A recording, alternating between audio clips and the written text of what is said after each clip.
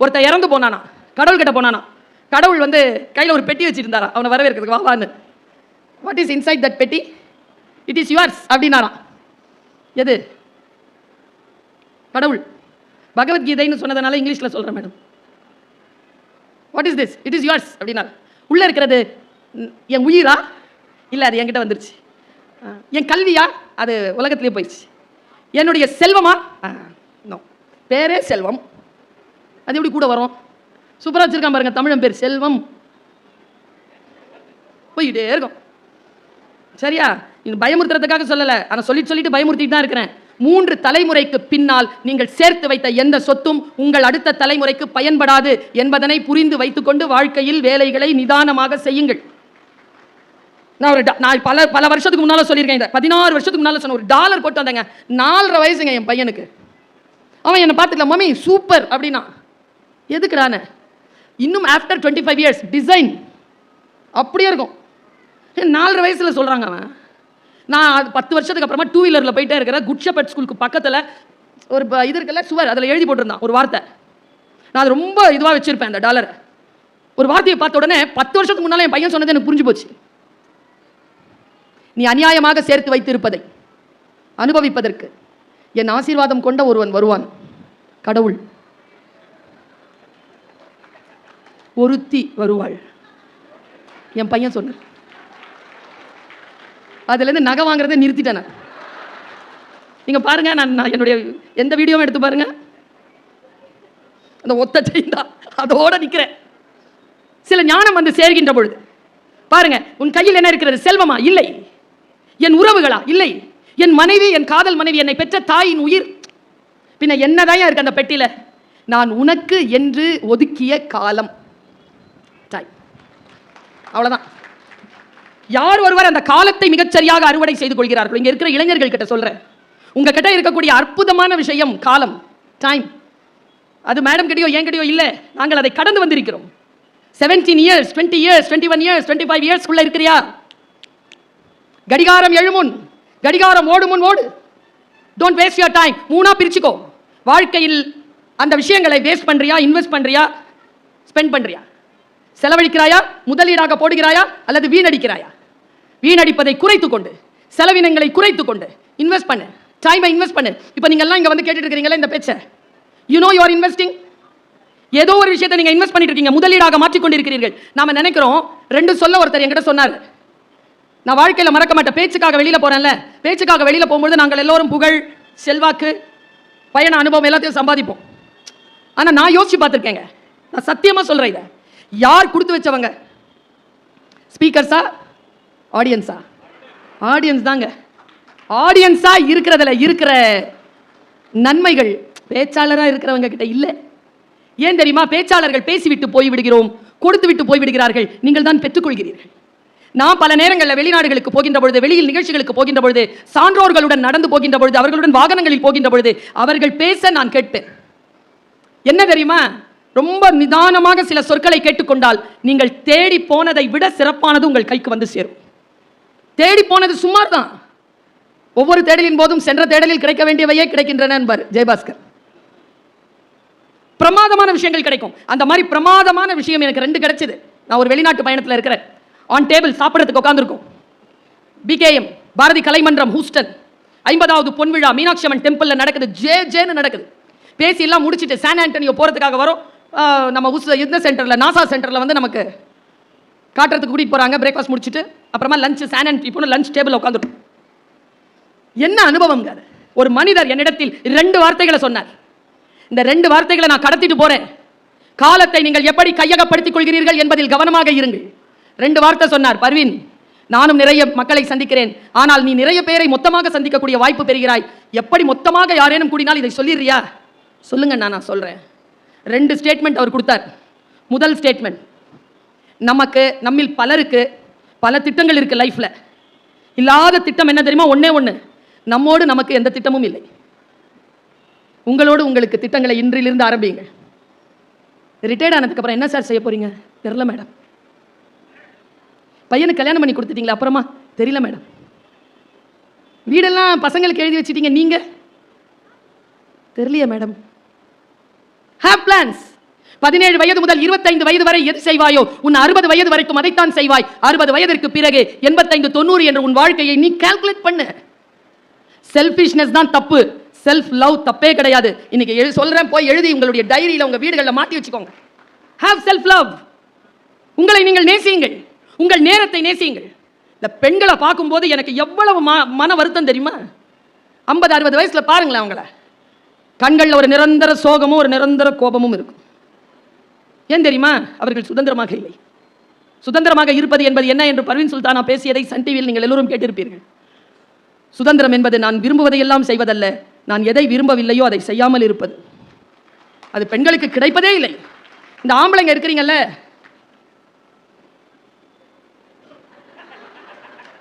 கல்யாணமான உடனே உங்க ஃபர்ஸ்ட் அசைன்மெண்ட் என்ன தெரியுமா? ப்ராஜெக்ட். பொண்டாட்டியை திருத்துறது. நீங்க என்ன டீச்சரா? அவ என்ன ஆன்சர் ஷீட்டா? 25 வருஷமா சொல்றேன், திருந்தவே மாட்டேங்கிறேன். நானும் தான் கேட்டுட்டு இருக்கிறேன், நீ சொல்றதை எப்போ நிறுத்தி திருந்துவேன்னு. அது இல்லை.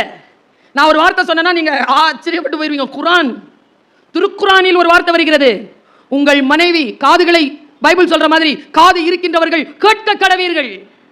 கேட்டுக்கொள்ளுங்கள் இந்த வார்த்தையை. உங்கள் மனைவி உங்கள் விலா எலும்பிலிருந்து உருவப்பட்டவள். விலா எலும்பு வளைவாகத்தான் இருக்கும். அதை நேராக்க முயற்சி செய்தார், அது உடைந்து விடும். உங்கள் நெஞ்செலும்பு உடைவதற்கு நீங்கள் ஏன் முயற்சி செய்கிறீர்கள்? அது அப்படியே விடுங்க. அதன் இயல்பு அப்படித்தான். அந்த இயல்பு அப்படின்னா pebble is a pebble, rose is a rose.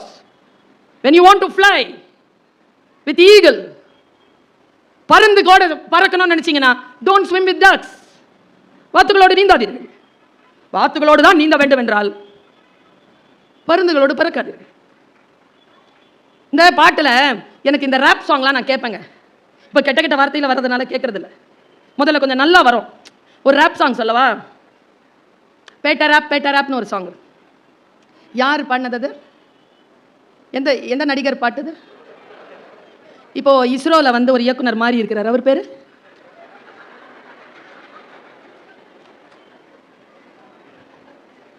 நீங்க யாரை தெரிஞ்சு வச்சிருக்கிறீங்கிறதுல தான் உங்க வாழ்க்கையின் ரகசியமே இருக்கு.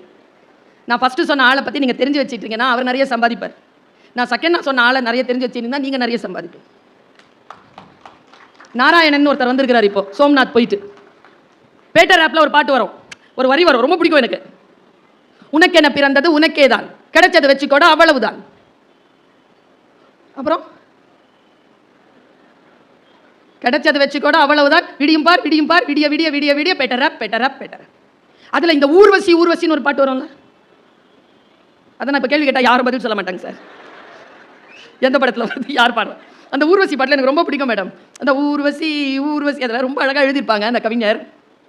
பூனையில் சைவம் கிடையாது, ஆண்களில் ராமன் கிடையாது, புரட்சிகள் ஏதும் செய்யாமல் பெண்ணுக்கு நன்மை விளையாது, கண்ணகி சிலைதான் இங்குண்டு சீதைக்கு தனியாய் சிலையேது, பிலிம் காட்டி பொண்ணு மாட்டலே நான் டேக் இட். என்ன சொல்ற, ஒரு பாட்டு இருக்குதுன்னா நிறைய விஷயங்களை டெலீட் பண்ணிட்டு உயிரா இருக்கிற விஷயத்தை மட்டும் எடுத்துக்கணும், பறவை மாதிரி. வாழ்க்கை நமக்கு பல விஷயங்களை ஞானமாக தருகிறது.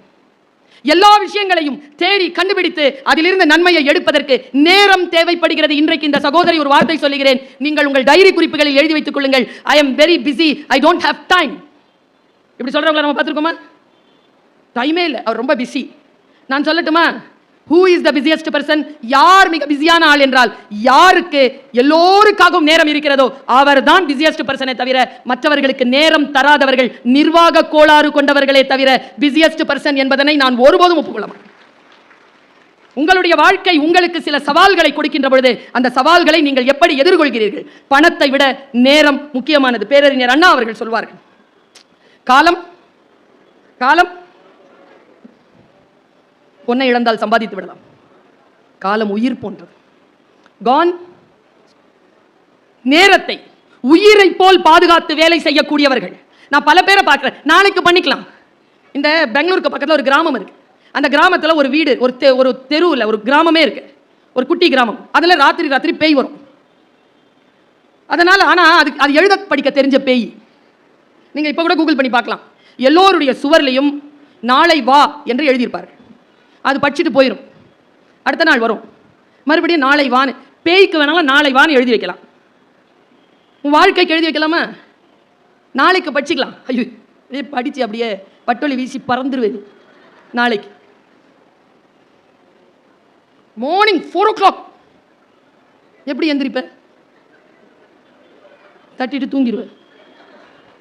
நான் சொல்றேன் பாருங்க, 4 மணிக்கு எழுந்திருக்கிறவன் ஞானி, 5 மணிக்கு எழுந்திருக்கிறவன் நல்லவன், 6 மணிக்கு எழுந்திருக்கிறவன் சுமாரானவன், 7 மணிக்கு எழுந்திருக்கிறதெல்லாம் எருமை, 8 மணிக்கு எழுந்திரிச்சா காட்டெருமை. சுப முகூர்த்தம்னால அந்த பிரம்ம முகூர்த்தத்தில் அப்படி எந்திரிக்க வேண்டாமா? நீங்க பாருங்க, ஐபிஎஸ் விஜயகுமாரோட ஒரு பேட்டி எடுத்தேன். அவர் சொன்னார் ஐஏஎஸ் ஐபிஎஸ் ரெண்டுத்தையும் ஒரே நேரத்தை பாஸ் பண்ணியிருக்காருங்க. அவர் செலக்ட் பண்ணியிருக்காரு ஐபிஎஸ்.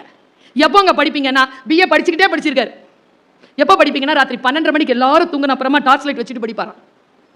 நான் சொல்லட்டுமா, எல்லோரும் தூங்குகின்ற பொழுது எவன் ஒருவன் விழித்திருந்து தன் வேலைகளை பார்க்கின்றானோ அவன் தான் கடிகாரம் ஓடும் முன் ஓடி மற்றவர்களுக்கு முன்னால் சாதனை படைக்கிறான். நம்முடைய காலத்தை சில இந்த இளைஞர்களுக்கு தூக்கம் அவ்வளவு பிடிக்குது. உங்க எல்லாருக்கும் தெரியுமா செத்தா எப்படி இருக்கும்னு? தெரியாதுல்ல? வள்ளுவர் சொல்றார், உறங்குவது போலும் சாக்காடு. செத்து போனா எப்படி இருக்குமோ தூங்கினா அப்படிதான் இருக்கும். தூக்கம் என்பது ஓய்விற்கானது.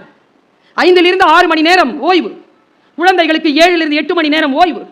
அதற்கு பின்னால் வேலை செய்ய சில பேர் இருக்கிறாங்க. இப்படி சொல்றேனே நான், இந்த தலைமுறைக்கு சொல்லாமல் எப்பொழுது சொல்லுவது இதை? 99.9% ராத்திரி 3-3:30 மணிக்கு ஹார்ட் அட்டாக் வர்றது எதுக்காக டாக்டர் கிட்ட கேளுங்க. நைட் ஃபுல் சிக்கன் சாப்பிட்டு நல்லா பெப்சி கோலா குடிச்சிட்டு தூங்குறவன் 99.9% ஹார்ட் அட்டாக்ல சாவறான். இங்க எல்லாருக்குமே ஒரு விஷயம் தெரியுமா? பா வெள்ளிக்கிழமை வரைக்கும் ரொம்ப வேலை, அதுக்கு சனிக்கிழமை வந்து பார்ட்டி. வேலை செய்து களைத்தவனுக்கு ஓய்வு தான் தேவை தவிர பார்ட்டியா தேவை? ராத்திரி மறுபடியும் முழிச்சிட்டு இருந்து செத்து போறதுக்கு. உழைக்கின்றவனுக்கு ஓய்வு தானே தேவை. ஓய்வு இல்லாமல் ஒரு வாழ்க்கையை கணக்கெடுத்துக் கொள்ளாமலேயே கடந்து போகிறோம். நான் இப்படி சொல்கிறேன், 24 மணி நேரத்தை பிரிங்க. ஒரு டீச்சர் நான் சொல்லித்தரேன், நான் பிரிக்கிறேன். நான் குடும்பத்தின் தலைவியாக இருக்கிறேன் சொன்னா நம்பணும். காலையில் 7:45க்கு காலேஜுக்கு போய் சைன் பண்றேன். நான் 2 மணி வரைக்கும் காலேஜில் தான் இருப்பேன். அதுக்கு பிறகுதான் ஊரெல்லாம் சுத்துறேன். நான் இருக்கிற இடத்துல யாரும் வந்து நீங்க பேச்ச கேட்கறது இல்லை. நீங்க எங்க இருக்கிறீங்களோ அங்க வந்து நான் பேசுறேன். Travel 4 hours to 5 hours travel. இதோ நான் மத்தியானம் 2:30 மணிக்கு கிளம்புனேன், 5:30 மணிக்கு வந்தேன். இதோ 1 மணி நேரத்தில் உங்க முன்னால் வந்து நின்று பேசிக்கிட்டு இருக்கிறேன். மறுபடியும் இதை முடிச்ச உடனே மறுபடியும் போயிடுவேன். நாளைக்கு எங்களுக்கு பெருநாள். இந்த கடமைகள் எல்லாம் முடிச்சுட்டு எனக்கு நிறைய வேலைகள். எப்படி நான் இதை வந்து செட் பண்றேன் அப்படின்னா, யூ பிளான் அவர் டு அவர்.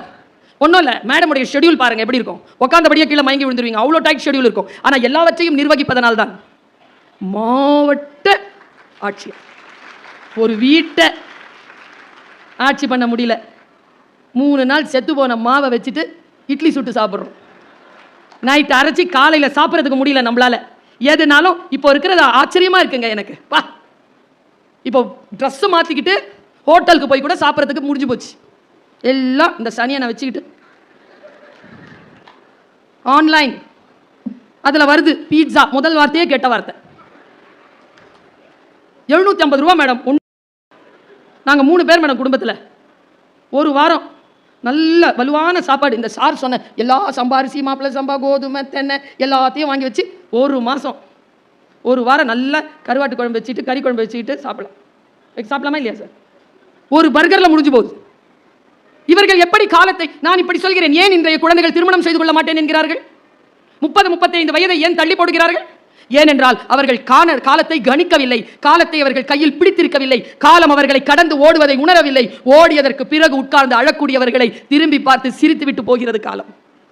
காலம் அப்படிப்பட்டவர்களுக்கு துணை செய்யாது. யாருக்கு துணை செய்யும் என்றால், யார் அதை விட கரெக்டா எழுந்து நின்று அதை ஜெயிக்கிறார்களோ அவர்களுக்கு தான் காலம் துணை செய்கிறது. நான் இப்படி சொல்லிட்டு போறேன். மூடு இருக்குல்ல, இந்த மோட கொஞ்சம் ஆஃப் பண்ணுங்க. இந்த மூடு தான் உங்க வாழ்க்கையை தின்னு தீக்குது. விருப்பமின்மை, சோம்பல், இந்த 2த்தையும் மியூட் மோட்ல வைங்க. எது இருந்தாலும் இந்த தாய் 2 வார்த்தையை சொல்லித்தரேன். ஒன்று மோட்டிவேஷன், இன்னொன்று கமிட்மெண்ட். ஒன்று உந்துதல், ஒன்று அர்ப்பணிப்பு. நீங்க எப்படி அர்ப்பணிப்பு செய்வீங்க? நான் அர்ப்பணிப்பு நான் என்னன்னு என் மொழியில சொல்லவா? என் மொழியில சொல்றேன். அர்ப்பணிப்பு நான் என்னன்னு சொல்றேன். தூர்தர்ஷன் இருக்குல்ல, நம்ம தூர்தர்ஷன் பொதிகை, அங்க கம்பராமாயணம் பேசுறதுக்கு இன்னிலிருந்து 16 வருஷத்துக்கு முன்னால என்ன கூப்பிட்டாங்க. நான் கம்பராமனை ரொம்ப விருப்பம் எனக்கு, அப்படி பேசுவேன் நான். கேமரா ஆன் பண்ணிட்டார், சின்ன பிள்ளை பேசுதுன்றதுனால யாரும் இல்லை, கேமராமேன் நான். மேலே அதில் கீ ஆன் பண்ணிட்டு போயிட்டாங்க. நான் ஆரம்பித்தேன். காலம் எனும் ஆழியிலும் காற்று மழை ஊழியிலும் சாகாது கம்பன் அவன் பாட்டு, அவன் தலைமுறைக்கு எழுதி வைத்த சீட்டு. கல்லிருக்கும் கூந்தலினால் உள்ளிருப்பாள் என்று சொல்லி பள்ளமிடும் ராகவனை நம்பு, அது பாடலல்ல உண்மை என்று நம்பு. சீதை நடையழகும் ஸ்ரீராமன் தோழழகும் போதையை நிறைந்தது என்று சொல்லி என்னை போட்டான் மது குடத்தில் அள்ளி. 10,000 கவிதைகளை முத்தாக அள்ளித்தந்த சத்தான கம்பனுக்கு ஈடு இன்னும் வித்தாகவில்லை என்று பாடு. பிரமாதமா பேசுறான். 1 மணி நேரம் பேசி முடிச்ச உடனே கேமராமேன் இப்படி நின்னவர் தான். அதுக்கப்புறமா கிட்ட வந்து சொல்றாரு, மேடம் சாரி மேடம், என்ன கேமரா ஆன் பண்ணல மேடம். நடந்துச்சுங்க. மறுபடியும் அந்த பேச்செல்லாம் பேச முடியாது என்னால. மறுபடியும் எப்படி பேசுறது? ஆனா மனசு என்னன்னு தேத்திக்கிறேன் தெரியுமா?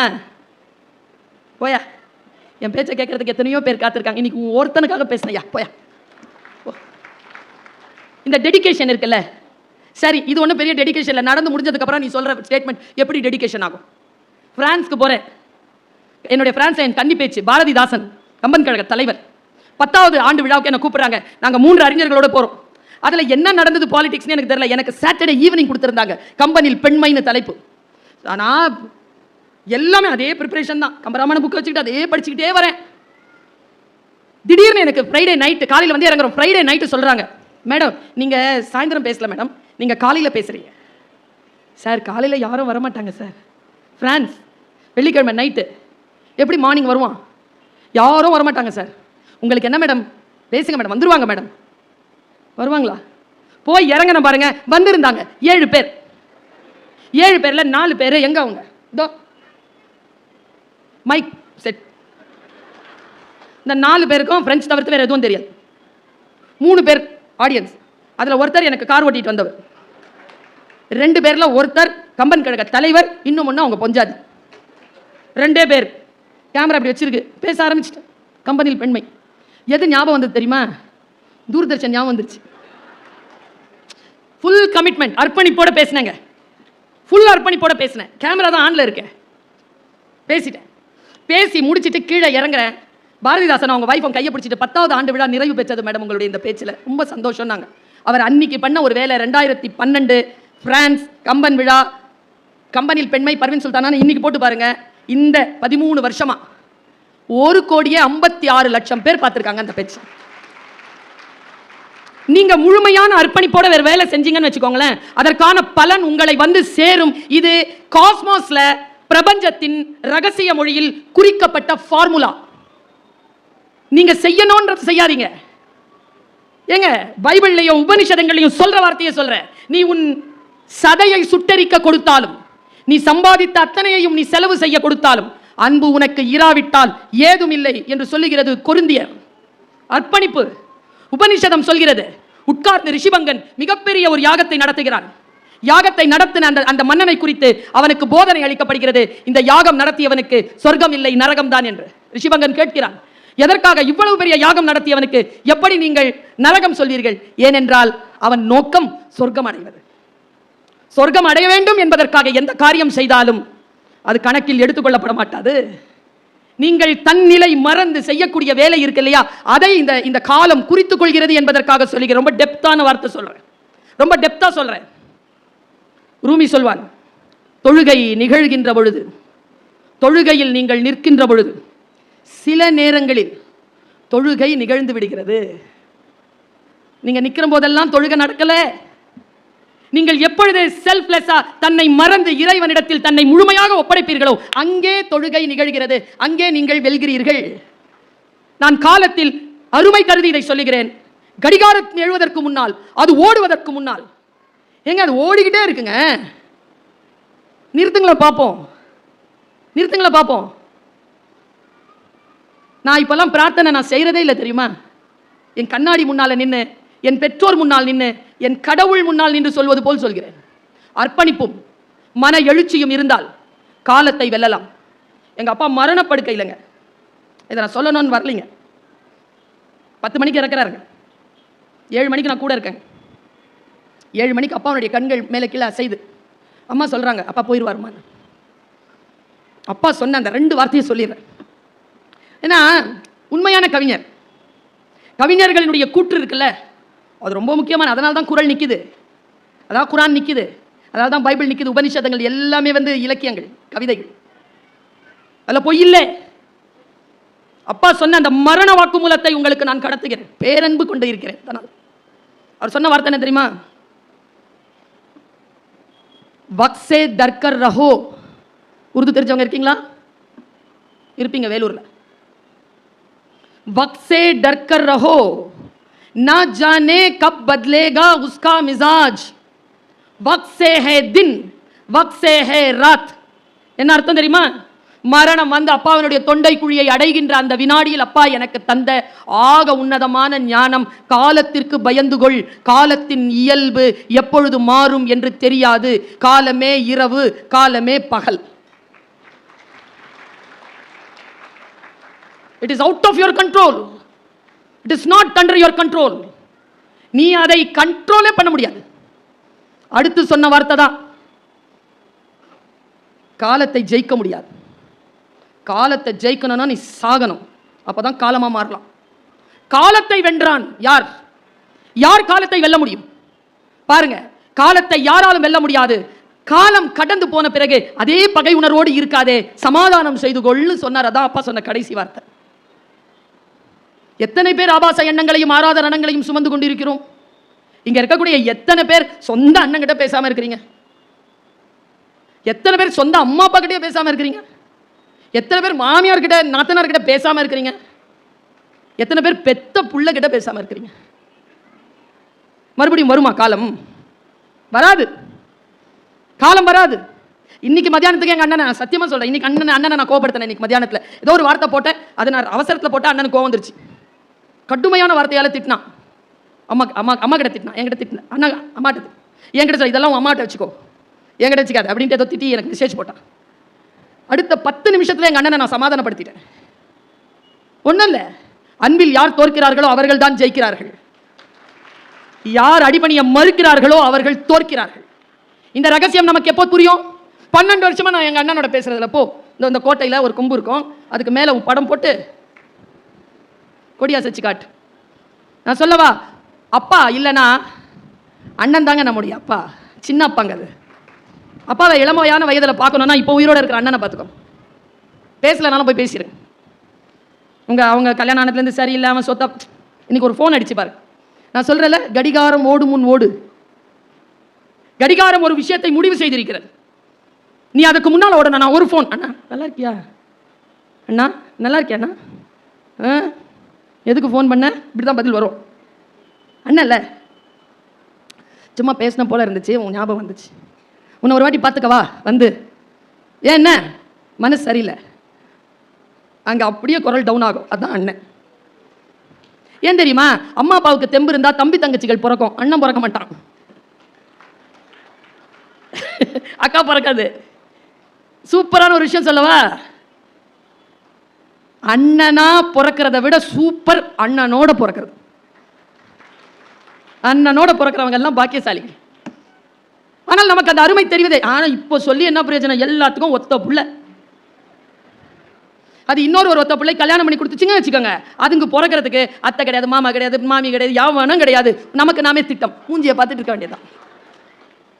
தாத்தா பாட்டி கூட ஸ்கைப்ல தான் வந்துட்டு போகும். உறவுகள் அற்று போகின்ற சூழ்நிலை. அதனால தான் தமிழ்நாடு அரசு சொல்கிறது, கல்யாணம் பண்ண உடனே நிறைய குழந்தைகளை பெற்றுக் கொள்ளுங்கள். இப்போ சொல்றாங்க, முதல்ல சொன்னாங்க நாம் இருவர் நமக்கு மூவர், நாம் இருவர் நமக்கு இருவர், அப்புறமா நாம் இருவர் நமக்கு ஒருவர். நாம சொல்லாமலேயே அதுங்க சொல்லுதுங்க, நாம் தான் இருவர், நமக்கு எதுக்கு இன்னொருவர். அப்புறமா இப்ப வந்துருச்சுங்க, நாம் எதற்கு இருவர். என்ன மேடம் சொல்றது? இதுங்களை திருத்துறதுக்கு இப்படிப்பட்ட புத்தக திருவிழாக்கள் தேவைப்படுகின்றன. குடும்பம் என்கின்ற உறவு, சமூகம் என்கின்ற உறவு, நாடு என்கின்ற உறவு, உலகம் என்கின்ற உறவு. நான் சொன்னல, என் மனதை நான் தெளிவுபடுத்திக் கொள்வதற்காக, காலத்தை ஜெயிப்பதற்காக நான் சில சூட்சுமங்களை செய்கிறேன். நான் கடவுளிடத்துல பேசுறதே இல்லை, வழிபாடு மட்டும் நடத்துகிறேன். ரொம்ப ஆசை வந்தா, கடவுள்கிட்ட ஏதாவது கேட்கணும்னு ஆசை வந்தா இப்படி மட்டும் சொல்லி விட்டுறது. இல்லைன்னா எனக்கு இந்த ஆசீர்வாதங்கள்லாம் கிடைக்குமா? என்ன வார்த்தை தெரியுமா சொல்றேன்? நீ கொடுத்ததற்கே நன்றி சொல்ல முடியவில்லை, இன்னும் அடுத்தடுத்து கேட்பதற்கு அஞ்சுதே என் நெஞ்சம். சரி, ரொம்ப தேவை, பயங்கர தேவை. என்ன பண்ணலாம்? இந்த வார்த்தை வந்துருச்சு வாயில. இறைவா, எனது தேவை என்ன என்று படைத்த உனக்கு தெரியும். என் அவசரத்தில் புலம்பி உன் அருளில் என்ன குறையும்? உன் சித்தமே என் பாக்கியம். முடிச்சு வந்து பாருங்க.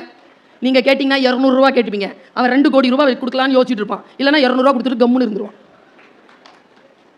மனதை விசாலமாக்கிக் கொள்ளுதல் இருக்கல, அது காலத்தை வெல்லக்கூடிய அற்புதமான வாய்ப்பு. ஏனென்றால் காலம் ஒரு மிகப்பெரிய கூண்டு போல் உங்களை கட்டி போடுவதற்கு காத்திருக்கின்ற பொழுது அந்த கூட்டிலிருந்து வெளியில் பறப்பதற்கு சில மன தெளிவுகள் வேண்டும். ஒருத்தர் தான், அவன் பேர் வந்து டேவிட். பிசிக்ஸ், எம்எஸ்சி பிசிக்ஸ் நடந்தது. எனக்கு ஒரு ஃபாதர் சொன்னார். பிசிக்ஸ் படித்த பையன் வாக்கின் இன்டர்வியூக்கு போயிருக்கான். 250 ரூபாவோட அப்ளிகேஷனை போடு, உனக்கு வேலை கிடைச்சிரும்னு சொல்லியிருக்காங்க.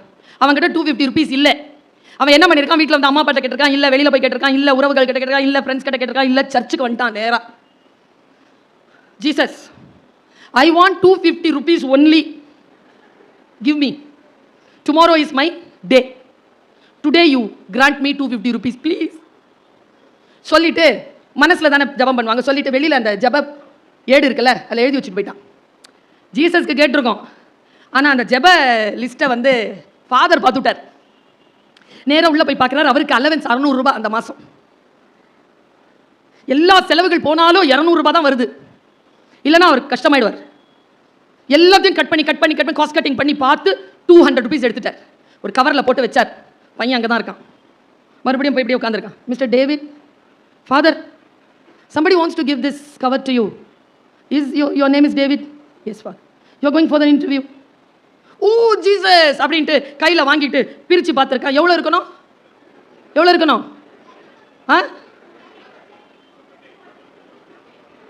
உற்றார் கொடுக்கல, உறவு கொடுக்கல, தெரிஞ்சவன் கொடுக்கல, 250 இருக்கணுமா? இதனால தான் என் நிம்மதி கெடுது. 250 இருக்கணும். அவனும் டேவிடும் எங்களை மாதிரி தான். நேராக போய் அந்த கவரை போட்டான். ஜீசஸ், என்னுடைய பிரார்த்தனையை நீ சரியாக கேட்டாய். 250 ருபீஸ் கேட்டேன், நீ கொடுத்திருப்பாய்.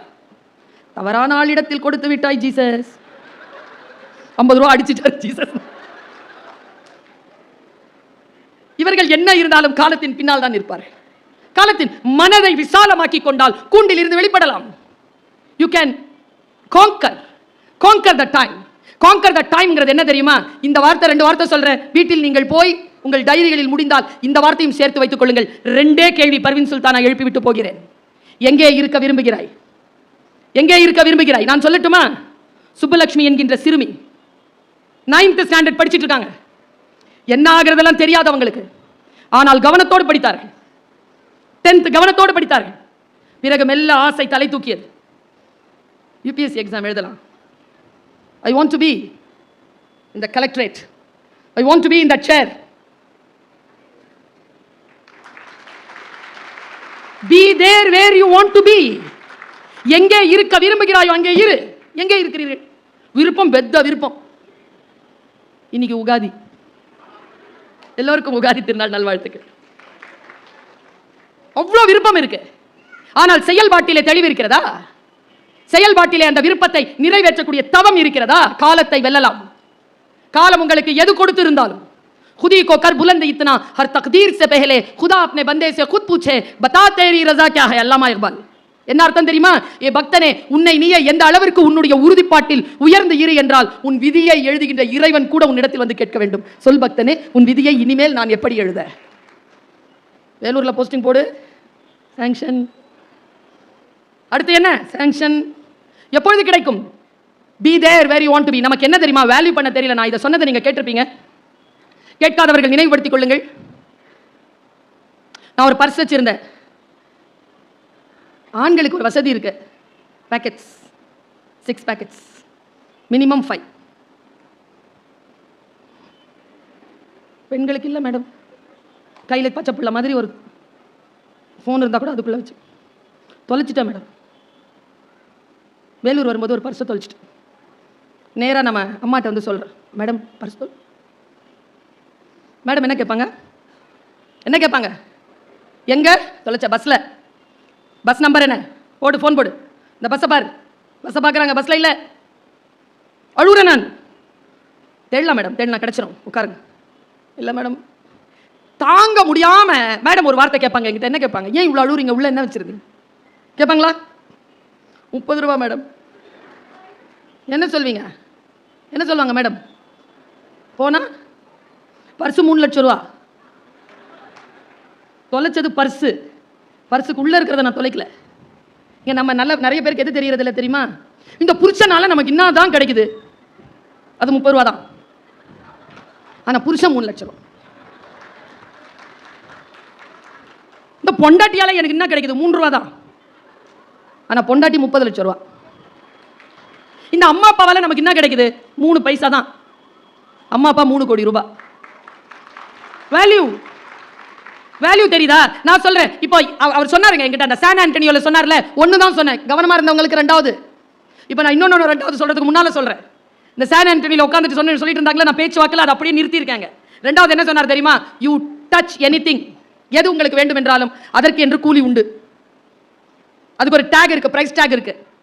கொடுக்காமல் எதுவும் நீங்கள் பெற முடியாது. இலவசம்னு இந்த உலகத்தில் எதுவுமே கிடையாது, எதுவுமே கிடையாது.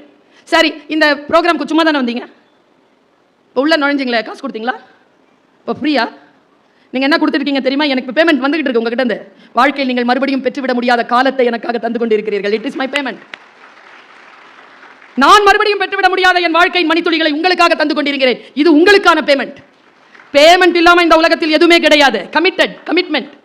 நம்முடைய வாழ்க்கையில் நமக்கு வேல்யூ பண்ண தெரிஞ்சதுன்னா நீங்கள் காலத்தை வெல்கிறீர்கள். கடிகாரத்திற்கு முன்னால் நீங்கள் ஓடிவிடுகிறீர்கள். கடிகாரம் அப்படியே உங்களை பார்த்து கொண்டு இருக்கும். பல பேரை, நம்முடைய தாத்தா பேர் நமக்கு தெரியும், தாத்தாவுடைய அப்பா பேர் நமக்கு தெரியாது. சரி, தாத்தா ஃப்ரெண்ட்ஸ் பேர் தெரியுமா? தாத்தாவோட எத்தனை பேர் பிறந்தாங்கன்னு தெரியுமா? பல பேருக்கு தெரியாது. ஆனா பாரதிய தெரியுமா? 1882 பிறந்தான். தெரியுதே நமக்கு. அது எப்படி நமக்கு தெரியுது? பல நேரங்களில் நான் யோசிச்சு பார்க்கிறேன், நமக்கு சில விஷயங்கள் வரலாற்றில் எப்படி இடம் பிடிப்பது, காலத்தை எப்படி ஜெயிப்பது, காலம் ஓடுவதற்கு முன் எப்படி ஓடுவதுன்னு தெரியல. இந்த தங்கை, இந்த அக்கா, இந்த தாய், இந்த பேராசிரியர் ஒரு வார்த்தையை சொல்கிறேன். நீங்கள் உங்கள் மனக்கதவுகளை திறந்து இதை எழுதி வைத்துக் கொள்ளுங்கள். வரலாறு உங்கள் வெற்றியை, இளைஞர்கள் நிறைய பேர் இருக்கிறீர்கள், சொல்லுகிறேன், உங்கள் வெற்றியை, வரலாறு முதல் வெற்றியை காகிதத்தில் தான் எழுதும், 2வது வெற்றியை தான் பொன்னெழுத்துக்களில் எழுதும். ஜெயிச்சிட்டு சும்மா இருந்துடக்கூடாது. சேர்மன், சட்டமன்ற உறுப்பினர், எம்எல்ஏ திரும்ப திரும்ப ஜெயிக்கணும். திரும்ப ஜெயிச்சாதான் வரலாற்று ஏடுகள். அதுதான் 5 முறை அப்படின்னு சொல்றோம்ல, சும்மாவா? அதனால்தான் சாதாரணமானவர்களை விட சாதனையாளர்கள் ஏன் மிகப்பெரியதாக இருக்கிறார்கள் என்றால், ஒன்றை அவர்கள் தக்க வைத்துக் கொள்கிறார்கள். காலத்தை தக்க வைத்துக் கொள்வதற்கான வழியை நான் சொல்லிக் கொண்டிருக்கிறேன். வாழ்க்கையில் எப்பொழுதும் வாய்ப்புகள் நமக்கு வருகின்ற பொழுது அந்த வாய்ப்புகளை மிகச்சரியாக பயன்படுத்துவது எப்படி என்றால், வெற்றிகள் ஒருபோதும் யாருக்கும் உறுதி செய்யப்படுவதில்லை, வாய்ப்புகள் தான் உறுதி செய்யப்படுகின்றன. வாய்ப்புகளை யார் பயன்படுத்திக் கொள்கிறோமோ அவர்கள் தான் வெற்றியாளர்கள். பர்வீன் சுல்தானா நல்லா பேசுவேன்னா, இன்னைக்கு பேசுறியா? இன்னைக்கு நல்லா பேசுறியா? எப்பவோ நான் ஒரு காலத்தில், இப்ப நமக்கு பல நேரங்களில் தெரிவதே இல்லை. நான் சொல்லட்டுமா? If you are committed, if you are really motivated, you can win the time. நீங்கள் காலத்தை வெல்ல முடியும். எப்பொழுது என்றால், இது எனக்கானது. நான் இப்படி உறுதியா சொல்றேங்க. இதை சொல்லி நான் நிறைவு செய்றேன். ரொம்ப உறுதியா சொல்றேன். ஜெயிக்கிறதுக்கு ஒரே வழிதாங்க இருக்கு. யாருடன் போராடுகிறீர்களோ உங்கள் ஆயுதங்களை அதற்கு ஏற்றவாறு மாற்றிக்கொள்ளுங்கள். ஒரே ஆயுதத்தை வச்சிட்டு இருக்காது. ஒரே ஆயுதம் சரி வராது. ஆயுதம் என்பது கூர்மையாக இருக்க வேண்டும், குத்தி கொள்ள வேண்டும் என்ற அவசியம் கிடையாது. ஆயுதம், சில பேர் இருக்கிறாங்க தெரியுமா, இங்க வச்சிருப்பாங்க ஆயுதத்தை. எப்படி தம்பி இருக்கிற, நல்லா இருக்கிறியா, போ, உன் கவலை தான் எனக்கு. என்னதான் நீ வெளியில வேலை செஞ்சிட்டு இருந்தாலும் உன் பொண்டாட்டி இங்க என்ன செய்யறான்றது உனக்கு தெரியலையே. அவன் இருப்பான் துபாயில், அவன் இருப்பான் ராசல் கைமால, அடுத்த நாள் ஃப்ளைட் போட்டுட்டு வந்து இறங்கிடுவான். இங்க இருக்கும் அந்த ஆயுதம். சில பேர் அங்க வச்சிருப்பாங்க விஷத்தை. சாப்பிட்டா விஷ முறிவு இருக்கு, இதுக்கு விஷ முறிவு இல்ல. ரொம்ப பலமா இருக்கணும், மூடி இல்லை இதுக்கு, இதுக்கு இருக்கு, இது வந்து விழுவோம், நாம தான் வடிகட்டணும். இது சரியா இருந்தா இது சரியா இருக்கும். இல்லைன்னா கேட்கறது ஆமாவா ஆமாவா ஆமாவா அப்படியா. டூ வீலரை பின்னால் உட்காந்துருக்கிற ஓட்டுவான் தெரியுமா? டூ வீலர் ஓட்டியிருக்கீங்களா? பின்னால் உட்காந்துருவன் ஸ்மார்ட்டாக இருந்தா அவன் தான் இண்டிகேட்டர், அவன் தான் திரும்புவாங்க. இப்படியும் வண்டி திரும்பிடும். நம்ம பின்னால் ஒருத்தன் உட்காந்துக்கிட்டு நம்மளை ஓட்டக்கூடாது. நாம் நம்முடைய வாழ்க்கையை நாம் தான் செலுத்த வேண்டும். அதற்கான ஒரு மிக சூட்சுமமான ஒரு விஷயத்தை சொல்றேன். ஆயுதத்தை நிர்ணயம் செய்யுங்கள். புத்தகம் ஒரு ஆயுதம், வாசித்தால் தான் தெரிகிறது. சில புத்தகங்கள் காலில் பட்டவுடன் எடுத்து கையில் ஒட்டக்கூடியவை இல்லை, கிழித்து நெருப்பில் போடக்கூடியவை. படித்தா தானே தெரியுதியா? இல்லைன்னா எல்லாத்தையும் எல்லாம் கண்ணில் ஊற்றிக்கிட்டு இருக்கிறோம். நாம படிங்க. படிப்பு என்பது ஆயுதம், கல்வி என்பது ஆயுதம். ஏன்னா படிக்க படிக்க என்ன ஆகும்னு சொல்லித்தரேன். இதை நிறைய பார்க்காதீங்க. பார்த்துக்கிட்டே இருந்தீங்கன்னா படிக்க முடியாது. படிக்க முடியலன்னா யார் சொன்னாலும் புரியாது அப்படின்னு போக வேண்டியதுதான். எப்படி புரிஞ்சுக்கிறது? மைண்ட் இருக்குல்ல, அது அரெஸ்ட் ஆயிடும். மைண்ட் அரெஸ்ட் ஆகாம இருக்கிறதுக்கு என்ன பண்றது பாருங்க. நான் ஒரு சூட்சுமமான விஷயத்தை சொல்றேன். மகாபாரதத்தில் பஞ்ச பாண்டவர்களை கொல்வதற்காக வந்தான் அஸ்வத்தாமன். தந்தையை கொன்றார்கள் என்ற வெறி. அவன் உப பாண்டவர்களை கொண்டுட்டான். அவனுக்கு சாபம். சாபத்தோட அலையிறவன் ஒரு காரியம் பண்ணாங்க. அத்தனை கிருஷ்ணனோட சேர்ந்த அத்தனை அந்த படையும் அழிகிற மாதிரி ஒரு வேலை செஞ்சான். நான் ரொம்ப சூட்சமான ஒரு ஆயுதத்தை உங்கள் கையில் கொடுத்து கொண்டிருக்கிறேன். அவன் அனுப்பின ஆயுதம் என்ன தெரியுமா? நாராயணாஸ்திரம். நாராயணாஸ்திரத்தை அமிச்சிட்டான். கிருஷ்ணனுக்கு தெரியும் நாராயணாஸ்திரம் எல்லாரையும் கொண்டுடணும். எதிர்க்கவே இல்லையே கிருஷ்ணன். என்ன பண்ணான் தெரியுமா? எல்லாருக்கும் இன்ஸ்ட்ரக்ஷன் கொடுத்தான். நாராயணாஸ்திரத்தை விட்டுட்டான். எல்லாரும் மண்ணில் பணிந்து கொள்ளுங்கள், படுத்துருங்கடான்ட்டான். எல்லாரும் தலை சாட்சி படுத்துட்டாங்க. சேனைகள் எல்லாரையும் தானும் படுத்துக்கொண்டான். நாராயணாஸ்திரம் இப்படி வந்துச்சு, எல்லாரையும் பார்த்துச்சு. யாரும் எதிர்க்கிறதுக்கு இல்லைன்னு திரும்பி போயிடுச்சு. கிருஷ்ணர் பணிவை நாராயணாஸ்திரத்துக்கு எதிரான ஆயுதமாக பயன்படுத்தினார். எவ்வளோ பெரிய விஷயம் இது. பல நேரங்களில் நான் பார்க்கிறேன், கொலை நடக்கிறது, தற்கொலை நடக்கிறது. கொலை என்பது வேறு எதுவும் இல்லை, முன்னால் இருக்கின்ற பெரியவர்களை அவமானப்படுத்துவது, அவர்களை கொலை செய்வது. மிகப்பெரிய ஜாம்பவான்களுக்கு முன்னால், மிகப்பெரிய ஆற்றல் உடையவர்களுக்கு முன்னால் தன்னைத்தானே புகழ்ந்து கொள்வது தற்கொலை செய்து கொள்வதற்கு சமம் என்பதனை புரிந்து கொள்ளக்கூடியவர்கள் பணிவை ஆயுதமாக எடுத்துக்கொள்கிறார்கள், காலத்தை வென்று விடுகிறார்கள். இல்லையே நம்ம கிட்ட என்ன அதுக்கு போ போ. அப்புறம் அஞ்சலின்னு இருக்குதே, 16வது நாள் 21 வயசுக்கு. மனசு கொதிக்கோங்க எனக்கு அதெல்லாம் பார்க்க.